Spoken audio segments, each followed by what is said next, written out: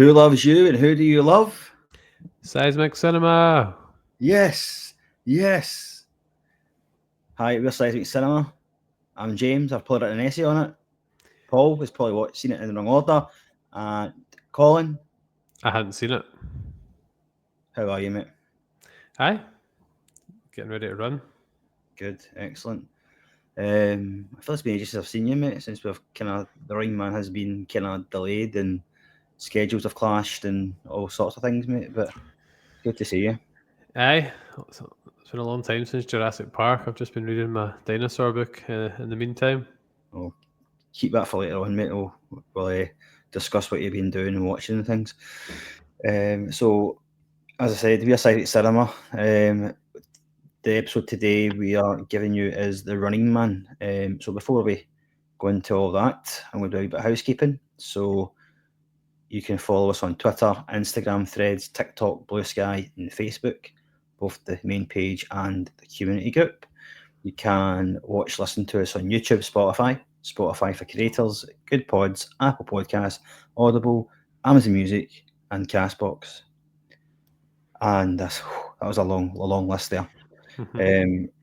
And we are part of the Podpack Collective. Again, as we've always said, it is a bunch of kind of like-minded indie podcasters trying to make the podcasting scene a better place. So go into Twitter, all the socials, and kind of check all those guys out. Again, bunch of variety podcasts out there. A wee call to action. Actually, we are now at 171 subscribers on YouTube, so thank you very much for doing that, folks.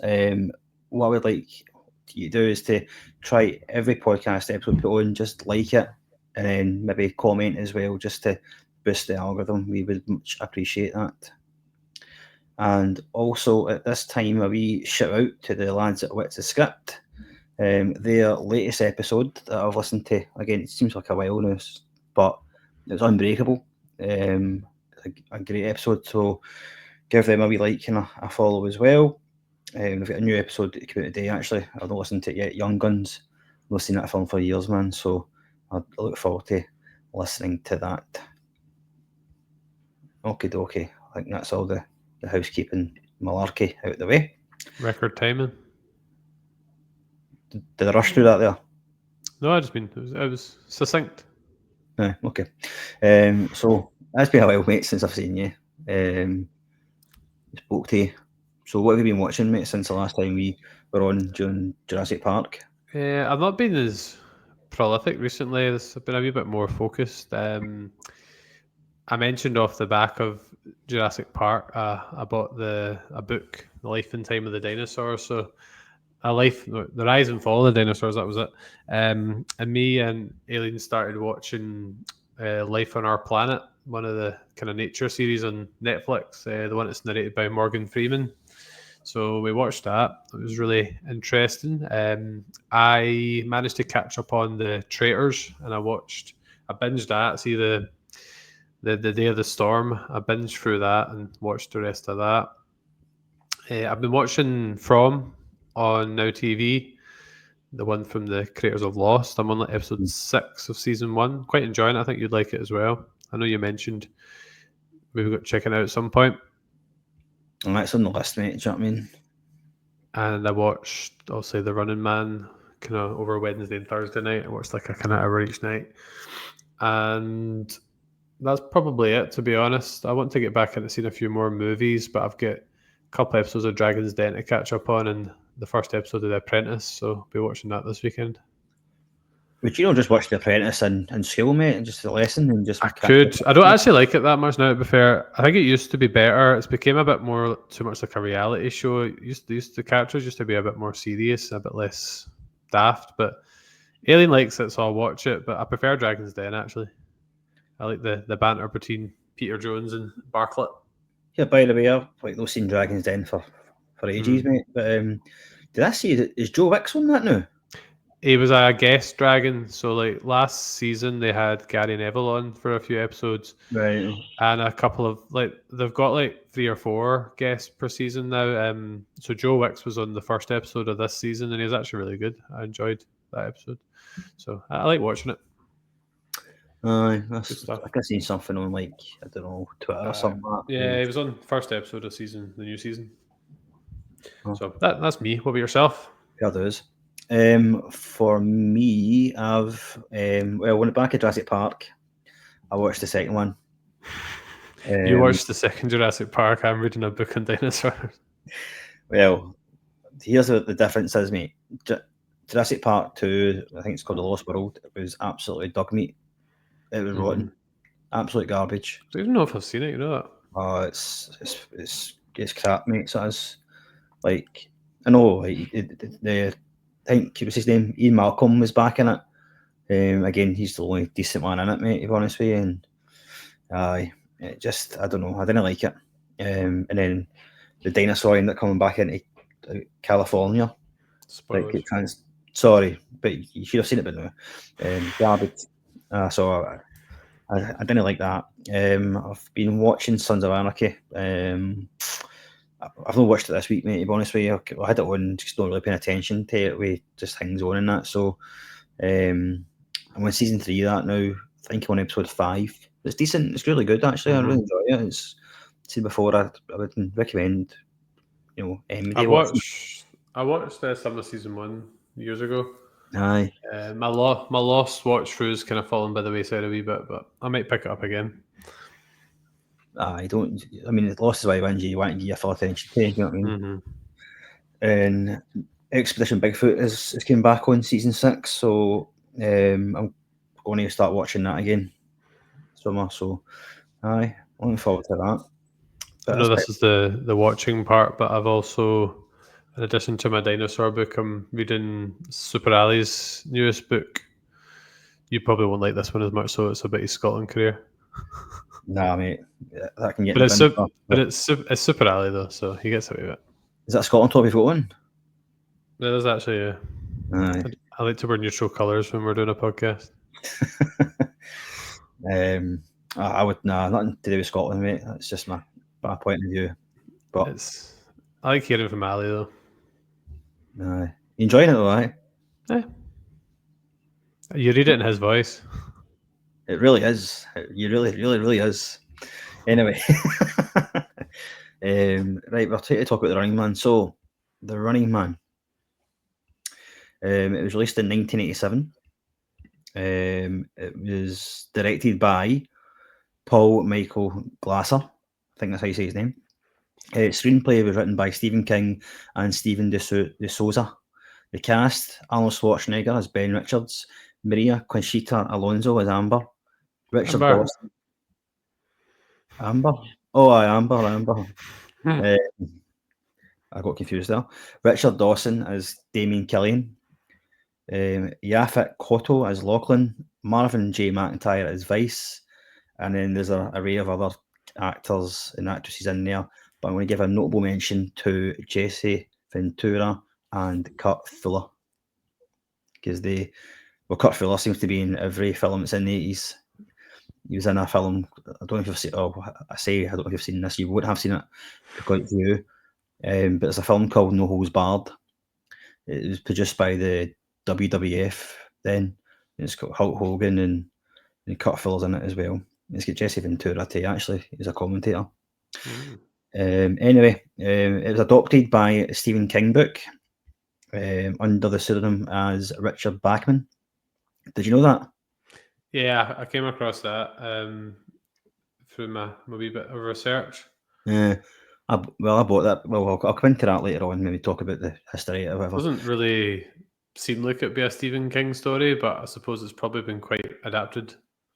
Oh, well, aye, very much so. The budget for the film was 27 million and it took 38 million. So it was successful to a point. You know what I mean? Made a profit. It made a profit. And that's all you can ask for a film, isn't it? Unlike, what was the one we did recently that didn't make a profit? Dread, wasn't it? Dread. Must have been, yeah. Jurassic Park definitely did. Oh, aye. IMDb score for The Running Man was 6.6. Rotten Tomatoes was 67%. So it was quite, even keel there. The tagline for the film, there was quite a few taglines actually for this film, but I thought I got the better one. The year is 2019. the finest men in America don't run for president; they run for their lives. So all right, isn't it? Yeah, I just find it weird that we're past the dystopian futures of the 80s now. I know. That's like even like Escape from New York as well. Do you know what I mean? In that film, it's I think we're past that too. It's a strange sensation, isn't it, to be past the far future. I know, but I mean, I suppose that when they make these films, they make it quite. Don't make it too far in the future. Do you know what I mean? They make it quite nice. Because that's how with technology and whatever, things could go awry. Anyway, history of the film, mate. It seems like it's could be a short and sweet. But when did you first watch it, Colin? I first watched it on Tuesday night. I watched the first 45 minutes, and then I watched the last kind of hour on Wednesday night. So that's my history of the film. Had you heard of the film before? I don't actually think I'd heard of it until it came up as one of the options, to be honest. I should say, by the way, thank you for everybody who voted for these films, because the choice was Last Action Hero, The Running Man, and I can't remember the other one now that Paul picked, but The Running Man won.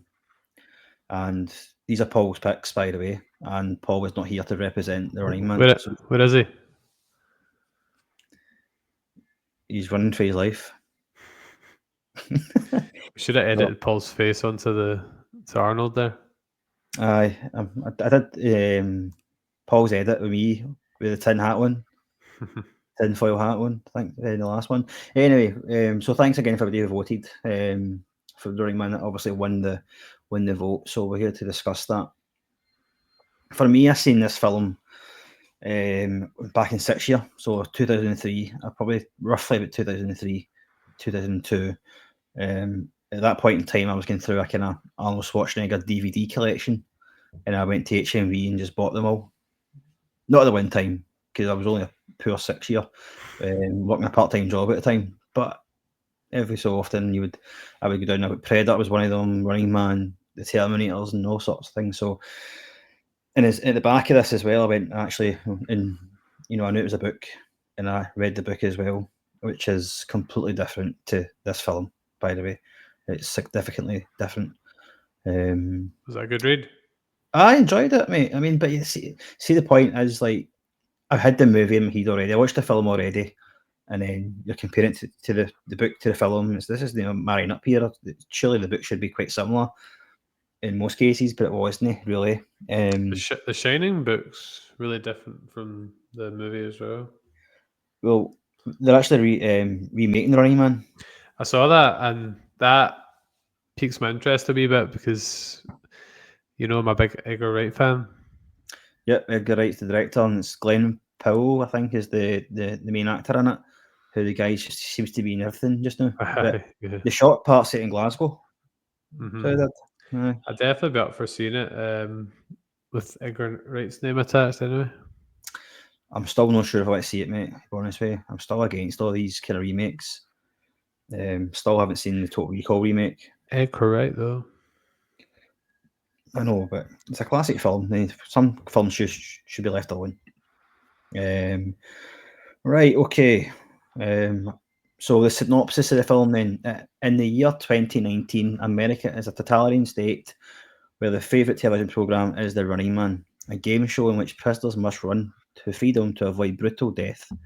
Having been made a scapegoat by the government and imprisoned, Ben Richards, Arnold Schwarzenegger, has the opportunity to make it back to the outside again by being a contestant on his deadly show, although the twisted host, Damien Killian, has no intention of letting him escape. So, that was a synopsis that I got, but I'll just kind of get into it a wee bit more, just to try and get a wee bit more detail on it. See the film The Running Man, did you just watch the film, mate, or did you read the synopsis first of all, and did you have a kind of expectation of what you were watching? I knew it concerned like a kind of game show, and that it was set in the quote-unquote future. So yeah, I had that information going in, you know. Aye. Okay, the film kind of starts off with this again. It's a very dystopian future. It's that in 2017, very dystopian future, and it's got Arnold Schwarzenegger, Ben Richards in a helicopter, and there's like a crowd at the bottom of it, and it's they're trying to get food and all this sort of stuff, and he's being directed to shoot the civilians, and he refuses to do that, and he's just he's arguing with the guys behind him in the helicopter. Eventually they overpower him and they take him. Those I mean, at the time we think those civilians were murdered, and he was sent to prison because he murdered those innocent civilians. So see that scene, mate, like the opening of it. What did you think of that? Did you think it kind of set up? Well, it won't really set up as much because you don't really know at that point, but it's obviously very the government at that point. You could tell that there was something wrong with the state that they're in. Yeah, I thought it was quite interesting how, like, his character immediately is kind of going against like his instructions, and it all happens quite fast, doesn't it? When he's like kind of dangling out the helicopter, although you obviously know nothing particularly bad's going to happen to him at that point. But I think it sets up the stakes that they're pretty ruthless and that they're just going to take people out without any second thought. There's actually a couple of films. Unless this is something you could plan to discuss, there's a couple of films that kind of come to mind even in the very early stages of the movie. Okay, you can. Kind of just don't want to stand on your toes in case you had something planned, but I think it's a very similar kind of world to Dread, I would say, in terms of like the environment and the kind of atmosphere. Mm-hmm, but I also think the government kind of rules and censorship brings the V for Vendetta to mind as well. Aye. In a lot of ways. So those were the kind of two films that came into my head when I was watching this. As the government's kind of watching you type thing, so V for Vendetta would be right up there for that, wouldn't it? Aye, and just the way that it is shot, it does look like scenes from Dread and whatever, and yeah, what that could look like. Similar kind of, we've done quite a lot of these like dystopian ones now, haven't we? Aye. I do like a dystopian one, obviously, but I mean, it is good to kind of to talk about it as well. So the massacre happens, and Ben Richards is branded the Butcher of Bakersfield. It's a pretty catchy name, isn't it? Aye, reminded me of Dexter a wee bit when just there because like obviously they have a butcher and things. It's kind of obviously as well before Dexter, but it's like the alliteration, the Butcher of Bakersfield. It's catchy. You could sell it, couldn't you? And that's what they've tried to do. You could sell it. So he's sent to a maximum security prison, but it's kind of deemed as a kind of labour camp. That they go into and they work. And this kind of prison labour camp is it's surrounded with electric barriers, and the prisoners themselves have got like collars that would like explosive collars. So if they try to leave the prison, then they've got X amount of seconds and their heads will blow up, as we do see when we do. I messaged into WhatsApp, I think, with the guy's name, didn't I? I didn't read it. The guy whose head gets blown up. What's his name? I didn't read that. Sorry. I just typed it into the chat because I just started watching the film the other night. Right. I'm trying to remember what it said. Nah. So at this point, like they're in the prison, and Ben Richards, he obviously wants to get out. They want to escape, and there's other people who want to escape as well. And this is where we meet Vice and Lachlan, who have been in the prison for ages, but they want to break out. And Vice and Rico and Lachlan have got these kind of set skills, but they need to have Richards as well in their wee team because he's the kind of the muscle to get them out. So his Vice sees that the kind of the tech guy, and he's kind of the hacker, the kind of weak one. Yeah, And that's why I went as him. You look like him a wee bit, mate, to be honest with you. You've got Lachlan, who knows the resistance, and then he can get him to safety, and then we've got Richard, who they need him in so they can overpower the guards or whatever. You know what I mean? So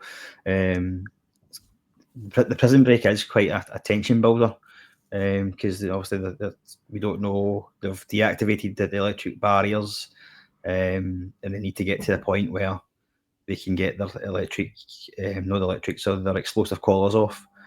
So see the whole kind of prison break.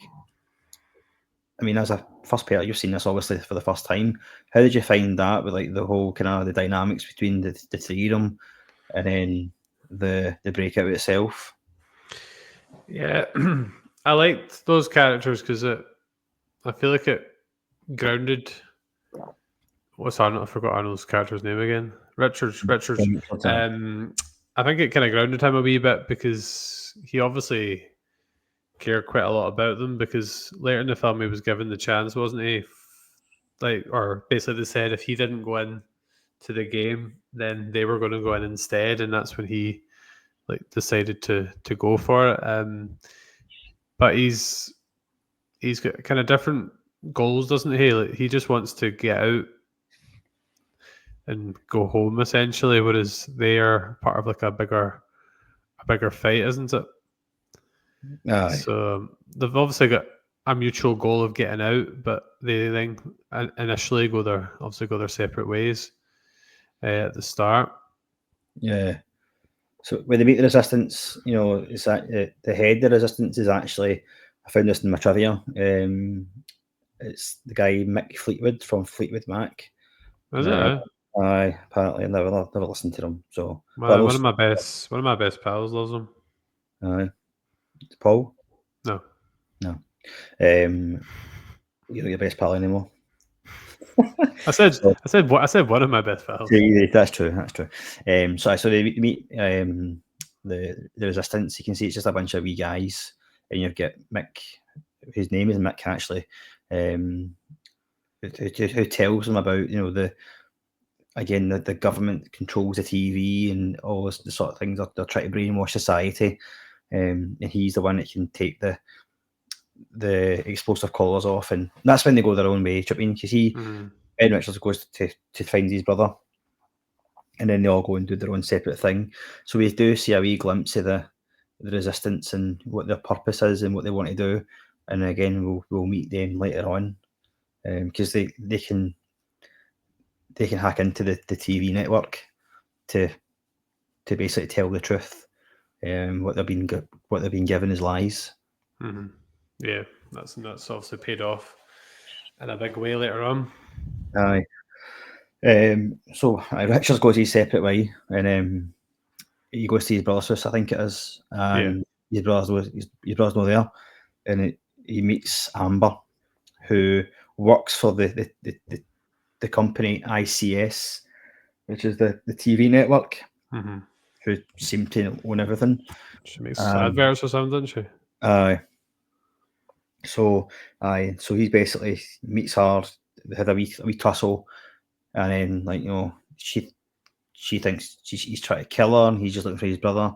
And is that this happens, and then eventually they go to the airport, isn't it? And then so it's quite funny when they're looking like a couple going on holiday sort of thing with the shirts and stuff like that. Aye, and they try to go on the plane, don't they? But obviously Amber's reluctant because she's a hostage at the same time, and he's obviously using her. And he does things to distract the folk at the airport, and then eventually, that he goes on the run and he gets captured. So he gets captured, and then it's brought to the attention of the network that Damien Killian is. There's this. The butcher of Bakersfield is he's here now, and why don't we get him on the Running Man show, because he's going to bring up, it's all about the views and the viewers, and it's all about the basically advertisement. because the views are dwindling. Yes. There was a bit, I think it was when Richards got arrested and Amber's talking to her friend. There was a bit that really didn't age well, if you know the bit I'm talking about. Aye, that's right. I do. Do you know the bit I'm talking about? Yeah. Aye, That that felt a bit uneasy to listen to, that bit. aye. I mean, I think a lot of this, the There things was in a this few film, lines in this film I was like, that doesn't sound good. That doesn't sound good nowadays, does it? I But it's know. just a sign of times, isn't it? Aye, I bet you can't take away that stuff. Do you know what I mean? Aye. It happened. But that conversation in particular was just a bit like, oh, that's not good. Aye. So Killian gets basically Wendy, Ben Richardson. He's coming at my show. The views are going to get back to what they were, because we've got the Butcher Bakersfield. People want to see him die because of the fact of what he done, or what he's allegedly done. And so they bring him onto the show. I'm going to move on a wee bit here to the actual Running Man show itself. I mean, I don't know how long this show was on for.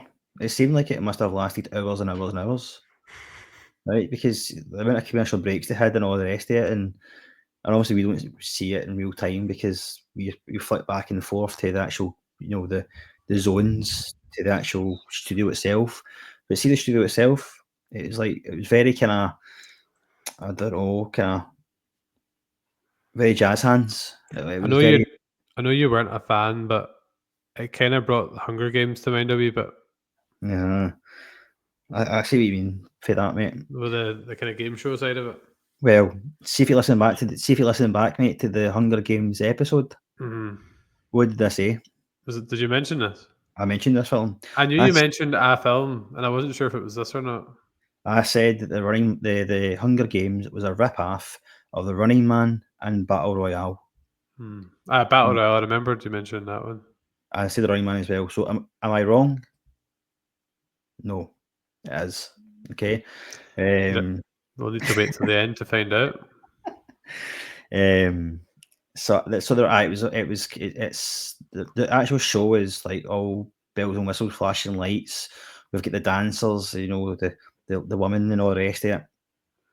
It's kind of, I think it's quite kind of, I don't know, carnival-like, isn't it? It's like a massive show before the show begins. So the show wasn't what I was expecting at all. I didn't really know what I was expecting the show to be like, but it wasn't that. No. So I was just about to ask you that, and you answered the question, mate. So fantastic. We're now met with the presenter of the show, which his name is James and Colin. What did you make of him initially? I thought he had really good presence. Like, as soon as, charisma is probably the word. Like, as soon as he's on the screen, I think he kind of owns every scene he's in. I'd say he's the most interesting character in the film. Like, if you hadn't picked him for your screen name, I would have picked him. Yeah. Not that he's a good guy, but he's just so charismatic that you kind of like him, even though he's like an awful person at the same time. Yeah, I think he was, to me, the most interesting character, and I liked his scenes the best. And I was more interested in the kind of media side of it and the political side of it than I was the actual game itself. Like, I felt I enjoyed the behind the scenes stuff more than the stuff that was on camera. No, I get that, mate. I definitely get that. Killian's also got the best line in the film as well. So he has, and I'm going to go into that shortly. So, the bit of Killian as well, when he's walking into the building and he almost slips because the guy's mopping the flare. Oh, yeah. He's like, "Oh, I'm so sorry, sir," and all this. Don't you worry about it. What's your name? So he's very personable to him. He's like, "What's your name?" He goes, "Oh, good, excellent." And he gets in the lift with security guard and another person. Can't remember the person's name now. He's like, "Make sure that guy's sacked in the morning or something like that." Do you know what's funny though? See, I remember that scene quite clearly because I remember when he was about to get in the lift, I was like, he's a really nice guy. Like, I think he's going to be a nice guy. And then he just came out with that, and I was like, oh, okay, maybe not. He's not a nice guy, but Is he's he likable. in? Is he in anything? As the actor, would he have been in anything else I would have seen? Like Richard Dawson, his name is. You know what? I feel like he should have been in other things, like because he's obviously puts in a good performance here. 100%, mate. I'm just going to check that quickly. I should have done my due diligence. I didn't. He died in 2012, mate. So he did. Well, there were still years in between, I suppose. He was only in 30 things. He was in the new Dick Van Dyke show. He was in Treasure Island.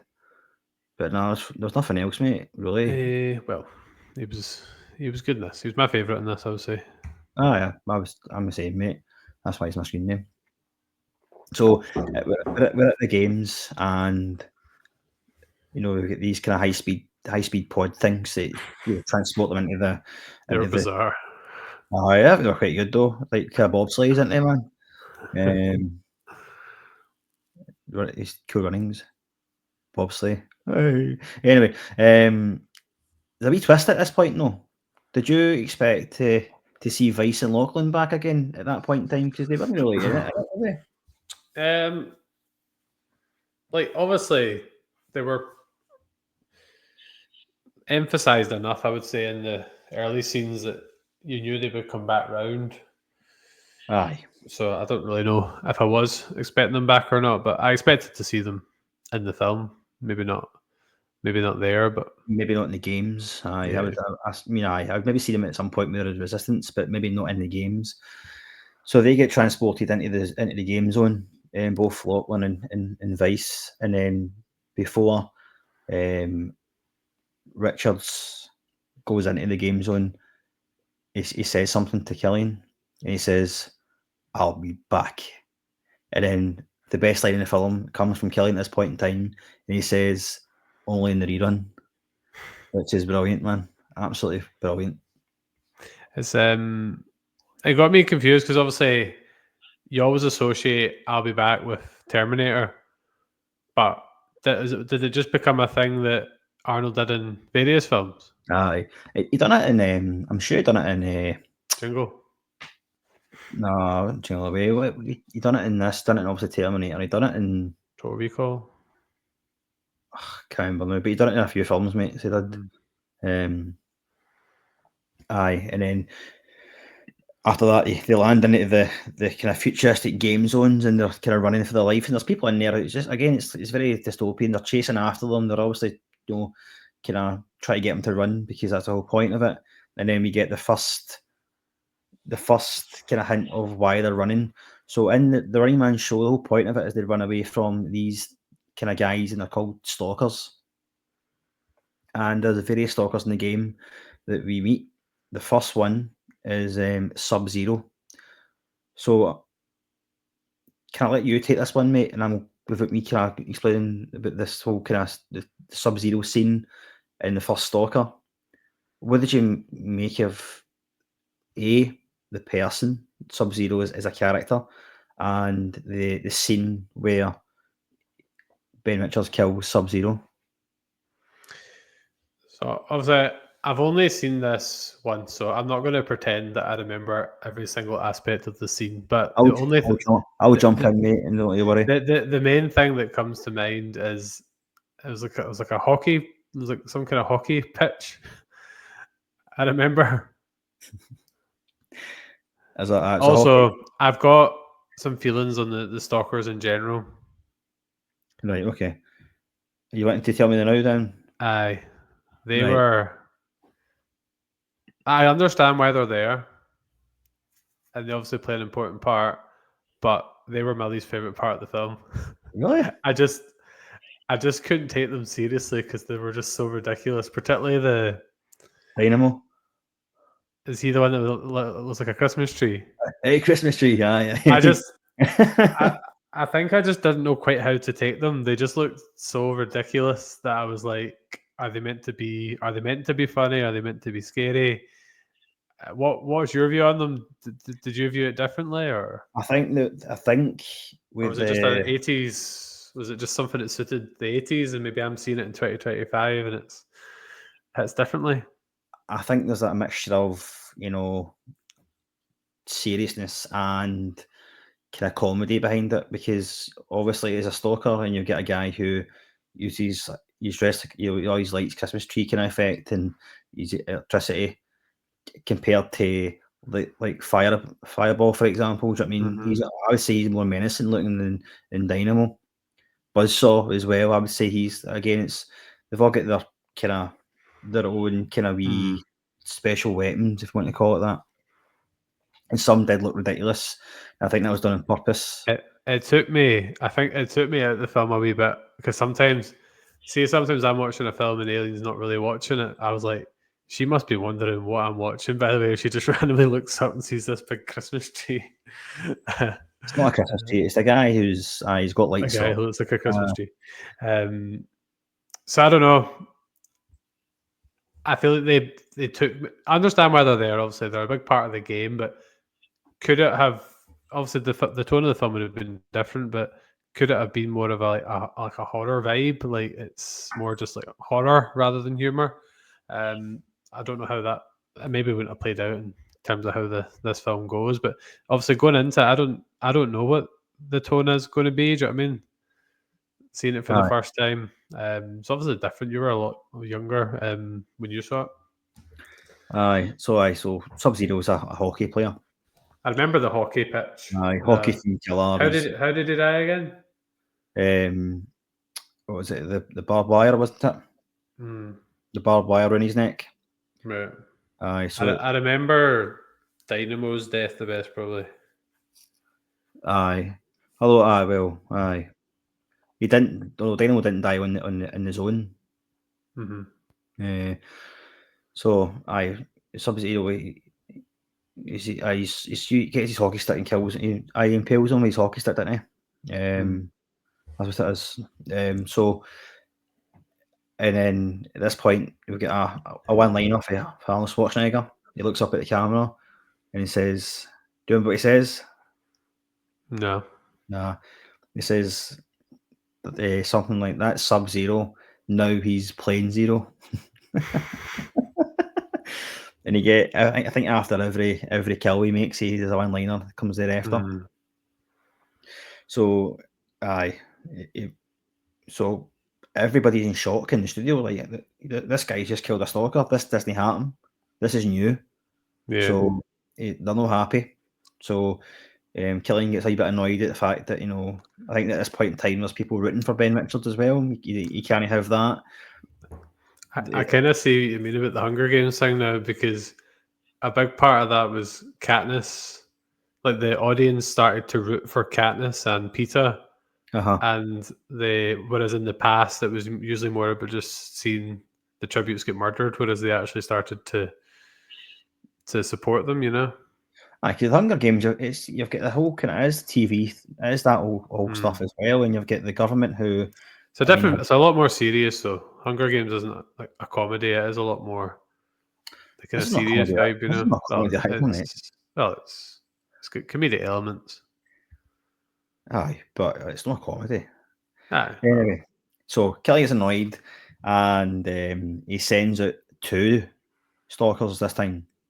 So he sends out Buzzsaw, which is basically he's just a maniac with a chainsaw, really, isn't he? He's kind of a kind of biker-esque look to him with a chainsaw. We've got Dynamo.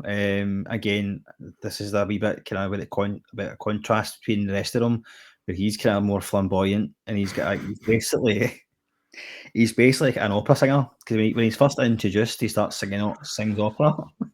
So I can see why you think it's a wee bit daft, isn't it? Like, sometimes I'm sitting there, I was like, what has Paul and James sent me to watch here, really? I didn't send you to watch anything, mate. This was Paul's choice.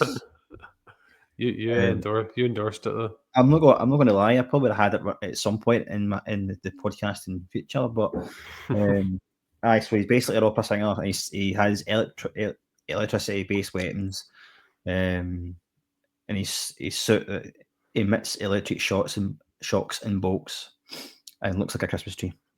So we've got So he fights with Buzzsaw. He's the first one he fights first. They've got a real battle of strength between Buzzsaw and Richards, and Ben Richards. He uses his chainsaw. He's using his weapon against him and splits him in half, and it's quite gruesome at that point. What do you make of the whole Buzzsaw kill then, mate? I'm just going to ask you now. What was your favourite kind of death scene between the Richards and the Stalkers? Probably. You said Dynamo didn't die in the arena? No, he didn't. No, he did die though, didn't he? He got Where was it? electrocuted. Aye, but that wasn't in the arena. That was in the studio. That was in like the. Does that still count? Aye. That one then, because he was the worst. He was the worst. He was the worst stalker. Yeah. The other two were, I suppose, reasonably intimidating, whereas he was just a big sparkly guy. Aye.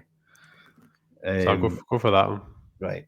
I think mine is probably Buzzsaw's, mate, because he uses his chainsaw, splits him in half, and then later on, when he's trying to find kind of Vice and he's trying to find Lachlan again, then he's like, where's Buzzsaw? And he says he had to split. Again, brilliant, man. Excellent. Love Arnie. I imagine these are the kind of things you come out with during your lessons. I may start doing that though. At this point in time, it's important to probably say as well, as you know, these stalkers are chasing them. We've got Lachlan and we've got Vice who are trying to find the code for the uplink so that the resistance can send a message to the TV network to output to everybody else. So basically tell them and show them the truth. And basically they find it, they do get it, but it costs a life. Lachlan dies. Is it Lachlan that dies? Aye, because is it Buzzsaw that gets him? Aye. And then it was quite abrupt, wasn't it? Aye. Because usually they draw these things out and they looks like they're going to die but they survive. But I suppose I always like when movies have stakes and they just commit to something. Do you know what I Aye. mean? So, but it was sad. It was sad to see his two pals go. You know. Aye. So they managed to get the code and they give Arnold Schwarzenegger the code, but at this point, Dynamo ambushes him and he's driving his wee motor as well, which is again it's daft, isn't it? The car he drives. So he's driving his wee motor, and then basically he flips it. Then he flips upside down, and that's, he doesn't die in the field. He basically he doesn't kill him, but the crowd are shouting for Richards to kill him, and he's not giving them what they want. So he doesn't kill him, and he's looking at the camera at the time where everybody can see them, because he's in the studio. They're looking at in the game zones. The stalkers who are getting ready to go out are watching it as if they're having a big party, that sort of thing. And he refuses to kill him, so he's left there, and we don't see him again till later on. And then, as we say, Lachlan dies, but he tells the Richards that to take down the government, he's got to put the sequence in, and then basically send a message to the network, really, about the whole kind of the network is brainwashing them. Yeah. Right. I'm going to move on now to the final zone, which is the introduction of Fireball, who's played by Jim Brown. Don't know who he is or whatever he's in. Have you seen him anywhere else? No. I don't think so. No. See, as well, the game show works quite well, I think, because I know it's not what you expected to see, but it's quite good because the way that game shows are now and just TV in general, like they have in with the crowd and then they flip backstage to get people's thoughts. And Jesse Ventura is back, so he's like the ultimate stalker. and he's asking him questions and all the rest of it. And basically, Killian's got no time for him at all, and he always cuts him off. Did you notice that when he was talking? He's a bit like that, everybody, wasn't he? Aye, I think but it was more noticeable, I think, with Ventura because Because uh, he just cares Captain Cool. about his kind of own reputation and the bottom line, doesn't he? He doesn't actually, as you find out later, he doesn't actually care much about the stalkers or the runners. Aye. But at the end of the day, Captain Freedom, who that's his stalker name, he was the one that built the Running Man. He's the king. He's like the ultimate stalker. So he's the one who made this really, and he's not really feeling it's fine. Anyway, that was a wee bit of a side point there. So Fireball is introduced to the arena. He's got a flamethrower and he's basically chasing the Ben Richards now and Amber, and I should have said Amber is introduced to the fold as well because she was caught in the. Oh, I was going to say I remember this bit. Yeah. So Amber was found in the kind of personnel logs. She found the actual tape of Richards. She took it, but no. Just after that, she was caught, and then she was introduced into the game as well as another kind of participant. So she meets up with Richards. That was the first time she's seen him since the airport incident. So it's day two now. It's running for their lives, and Fireball's in the arena chasing them. But at this point, it's quite good as well because there's a wee bit of a realization because Killian always spoke about the previous winners who managed to go to different places. I think one was like Bali or something like that, and they're I remember that. I remember that from the start of the film. Yeah, living the great life and that, but actually they're lying. They've got their skeletons in the game zone, but they've made it look like that this game that they're playing is winnable when it's never is. So Arnold Schwarzenegger sees that with his own eyes. do you know what that reminded me of? What's that? It reminded me a bit of Hot Fuzz when they find all the skeletons. Crusty jugglers. Aye. Aye, you get the living statue under the ground and all that. The living statue. Just on Amber, I quite liked that side of the story because she's always a wee bit unsure about him. She seems to have doubts about because like when they lie and say that he killed people when he gets arrested, that's where she starts to twig that maybe everything wasn't as it seems, and that's obviously what led to her looking for the tape in the first place because she's obviously got an inkling that things didn't go down that way. So I quite liked how her kind of discovery and how she ended up there. I feel like sometimes because I felt like there was some chemistry between them at the start, and that it could lead somewhere. But I just quite liked how she had that kind of suspicion and she followed it through. Well, that's it. Because like after the airport incident, she went back to the apartment and then she's watched the TV, and everything that she was watching, she was there. Like, she witnessed it with her own eyes. On the TV, it was like bringing people out in gurneys and all that sort of stuff, and like people were shot. That never happened at all. Mm-hmm. She's seen it for with her own eyes that the government are lying, and she's like, okay, this is not right. I need to try and seek the truth myself, and ultimately she does, and that's why she ends up in the Running Man. Yeah, I think it's got a good kind of mystery to it. I like that. I like that part of it. Aye.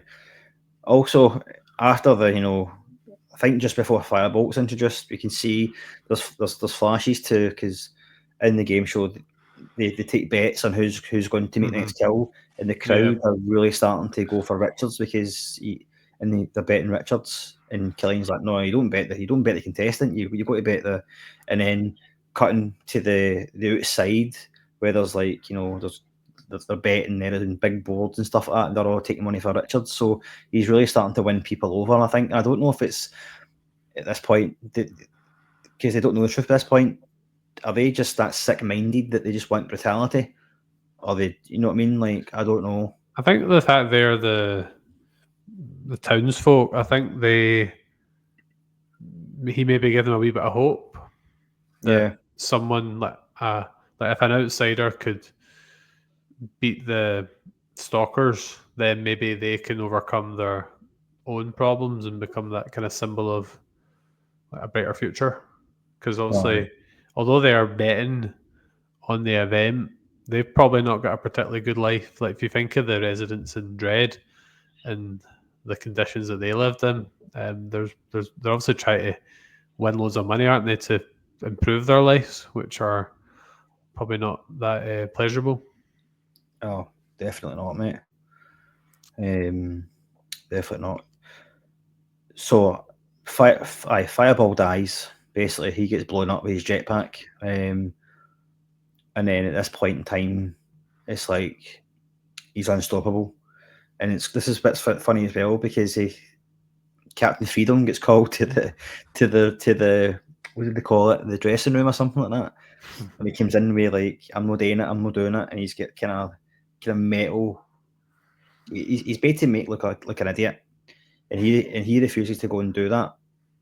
And so what they've got to do is to fabricate that Arnold Schwarzenegger's character dies, and they use computers to It's a generate this movie. deep fake technology in it.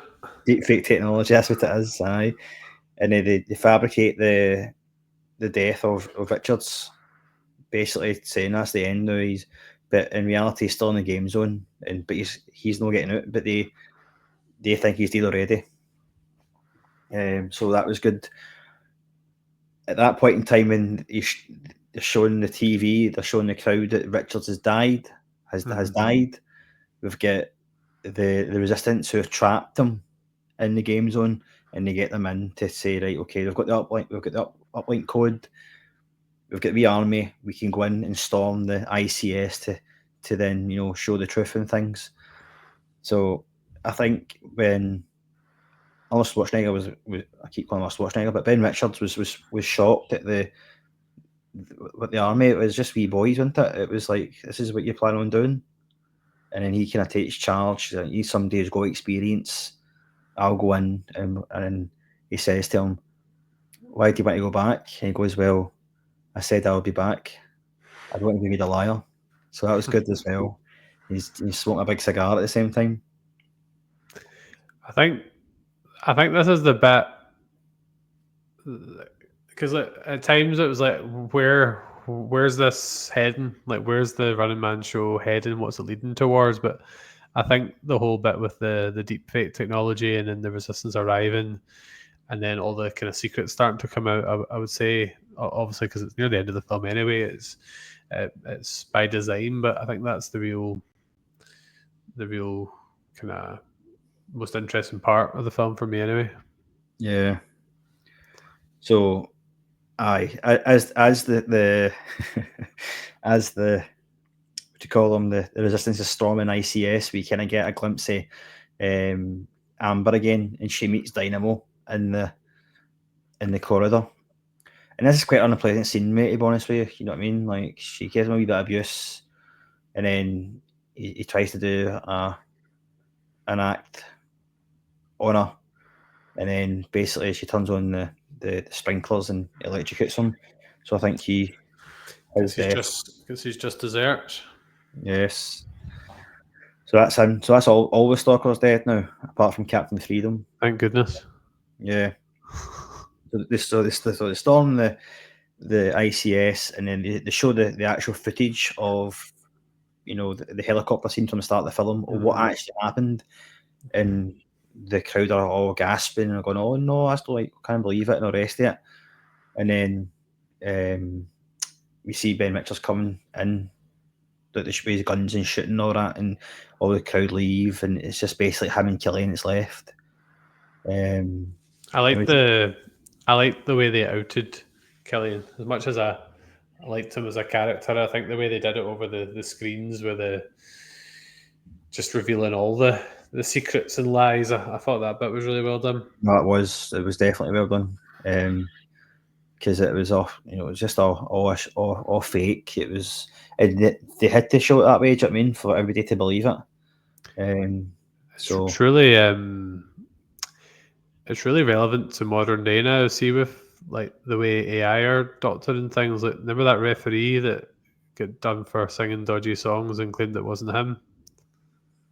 what if he's that? So there was a referee, I think it was in Scotland.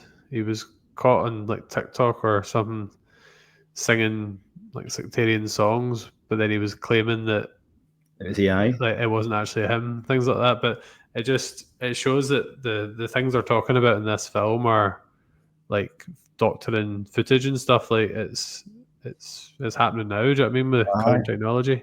It's quite scary, mate, isn't it, to be honest with you? It can be done that way. People could do it to us. No, that's true. Yeah. So Killian's face to face with Richards basically, and he's like, "Oh Ben, you look pissed, you look annoyed." Basically showing his true colours, the fact that his TV ratings are down, and basically telling him why he's doing it. He's trying to justify why this show exists. So basically, he puts Killian into the wee pod to fire him into game zone.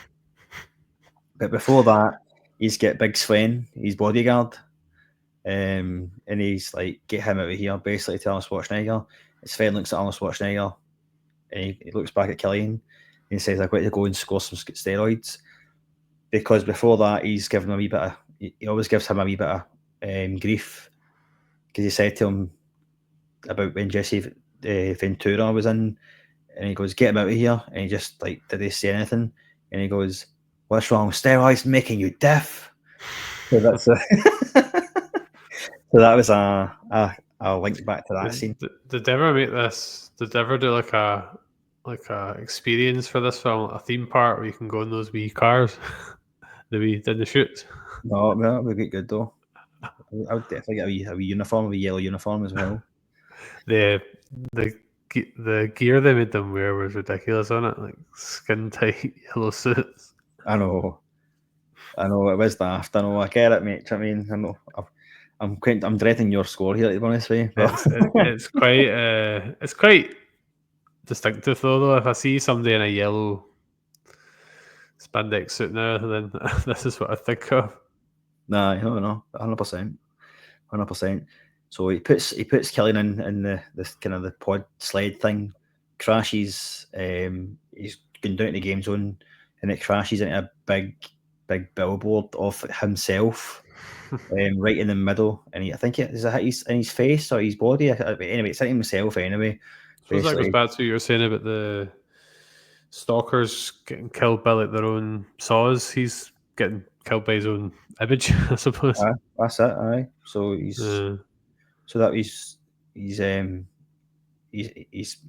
downfall. So again, he was at the highest, the high, and he's down to the low, and he died by his own game show at the end of the day. So it's quite poetic justice, I think. Just getting through his own poster. And then that's pretty much the end of the film. You get Amber coming back to the backstage, and he basically walks out a free man. Everybody knows the truth now. They kind of rise against the government. I think so. And you had to get that kind of kiss at the end, which I didn't think. I don't. No, we've talked about this in other films, and I didn't hate that they kind of got together at the end, because there was a wee bit there was chemistry and there was a build up, and that she was trying to find out about his like true story. Like there was other films where I thought it was more tacked on. No, I get that. I can't remember what they were now, but ones we've discussed recently anyway. I remember you saying that actually, but I can't remember what film it was now. Was it Matrix maybe? Yeah, it was. Aye. So that was the end of the Running Man. What was the running time for the film? Oh, actually didn't say that, did I? It is 1 hour 41 minutes. Yeah, that makes sense, because I watched about 40 odd minutes and then an hour. And video. I would have benefited. I didn't have time because I was busy last night, but ideally, I've maybe watched it a second time. That was why I wasn't as maybe remembering some of the fight scenes and some of the quotes. If I'd watched that a second time, I probably would have been a bit sharper with them. Do you remember any quotes? No. You've covered them all. I've covered them all. All of them. I'll be back. I can't remember now. I had to split. I covered them all, I think. Yeah, There's a bit of Star Trek reference in this as well, mate. Right. So when I'm not a Trekkie, so fuck me up. I'm a Star Wars fan. There's my reference. So Mick turns around to one of the kind of tech guys and goes, "Mr. Spock, you have the con." And he goes, "Who's Mr. Spock?" Oh, yeah. Remember that. I've also got a Harry Potter reference just in case anyone was keeping score. At the end of Chamber of Secrets, Lockhart, who's famous for doing his memory spell cast back on him, he loses his memory. So it's a bit like Killian getting impaled on his own sword. Just in case anyone was keeping score. I don't think they are, mate. I don't think they will be, but you never know. They might. See if anyone really enjoys my weekly Star Wars and Harry Potter references. Please let us know in the comments. So I know to continue it, and I know that this has got a positive response, so I will. Okay. Fair enough, mate. I was just checking there on the feedback on social media, and just because of how late we put it on, we didn't get any responses on the Running Man. So no, we did. Did we?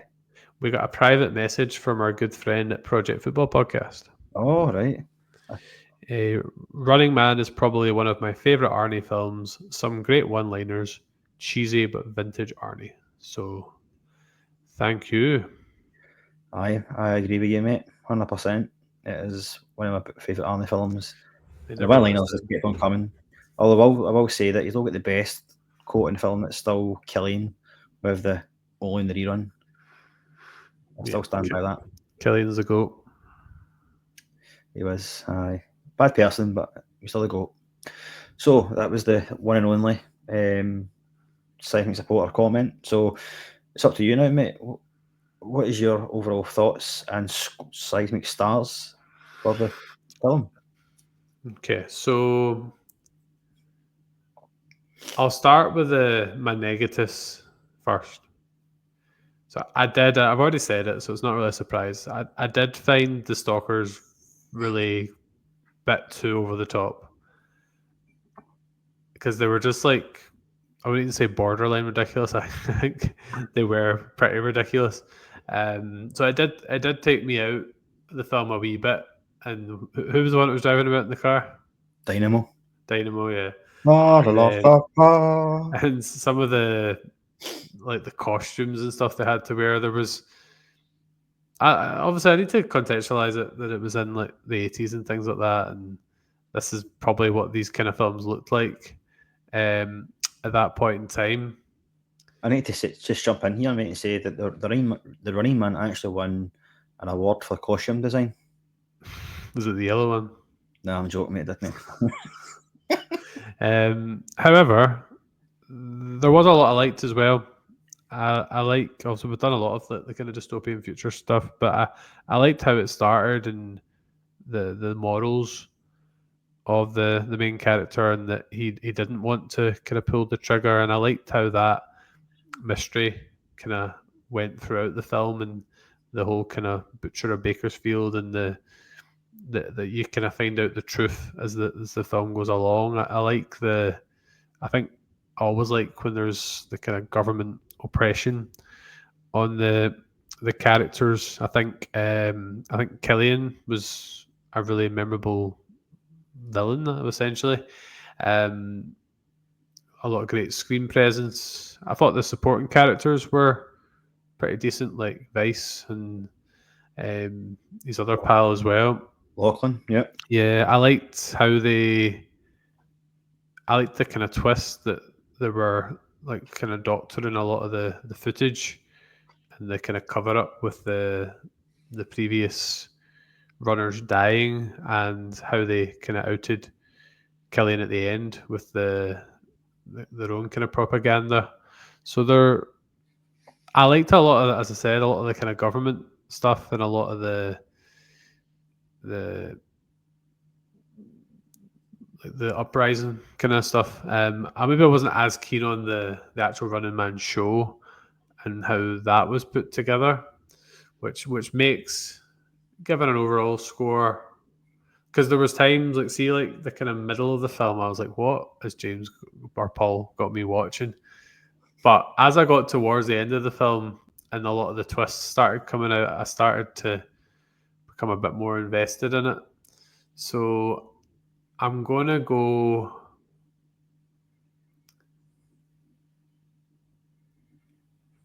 I'm gonna go 6.5 Okay. because I think I've summed up pretty well my thoughts, in that I thought the outside of the show stuff was the background stuff. I thought was more interesting than the actual game show part. Yeah, I get that, mate. You liked that with Hunger Games too, though, didn't you? That was one of your favourite parts Yeah, for that. I like, because Hunger Games was more serious and a more somber kind of tone, more like low key and serious. I like that kind of vibe in a movie more, I must admit. But as I said, I did like the mystery and the reveals in the film.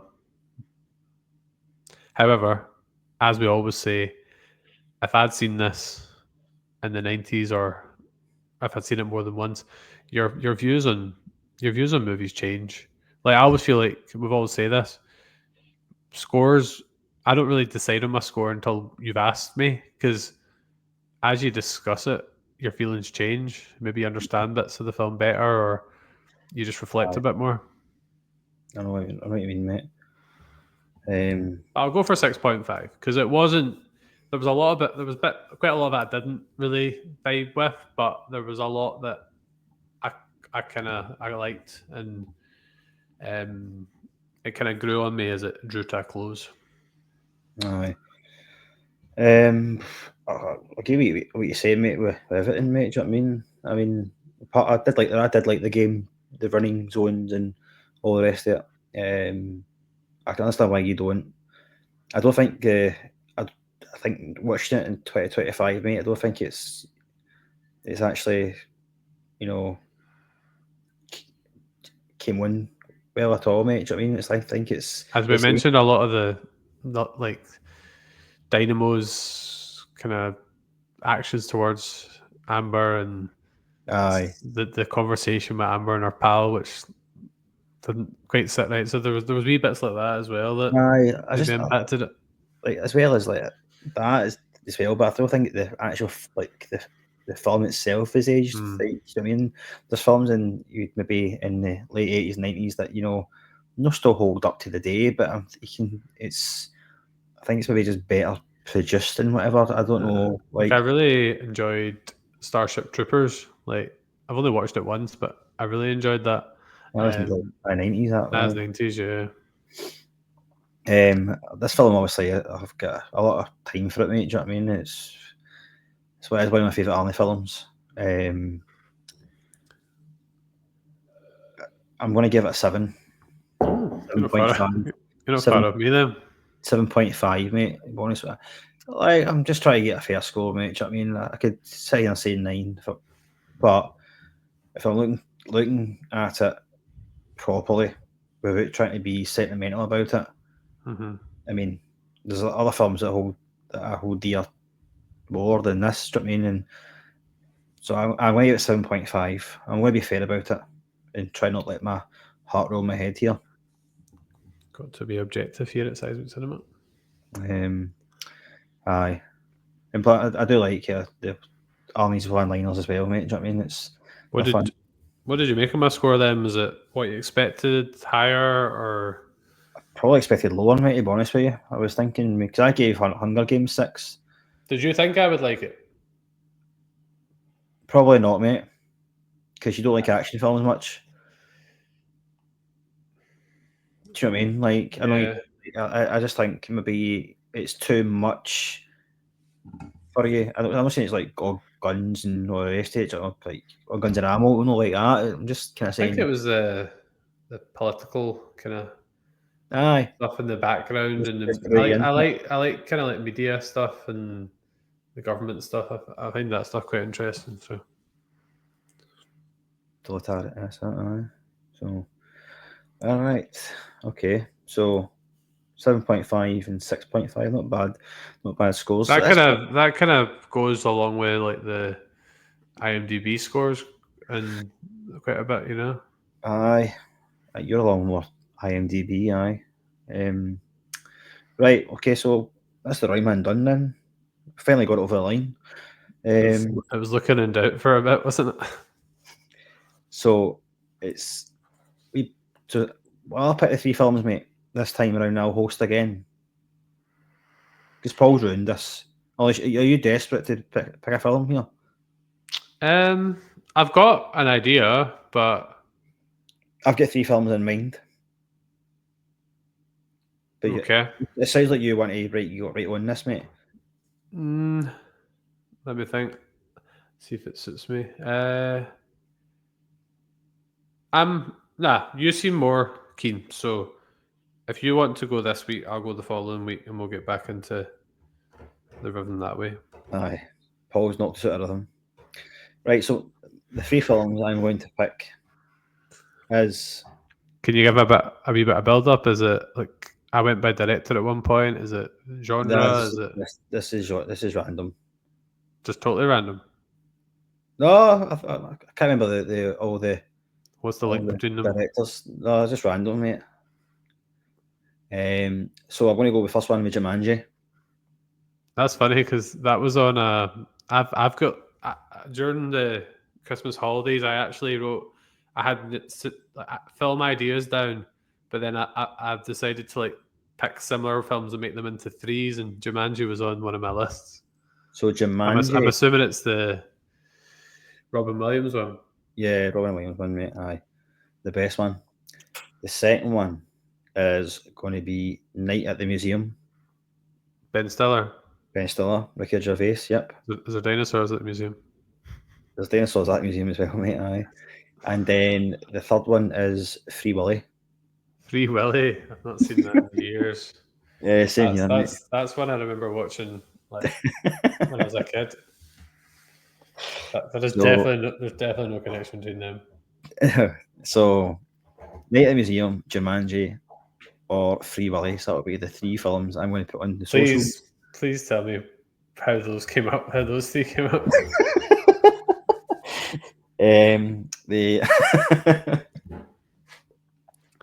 It's just random, mate. I went through a list and just picked them.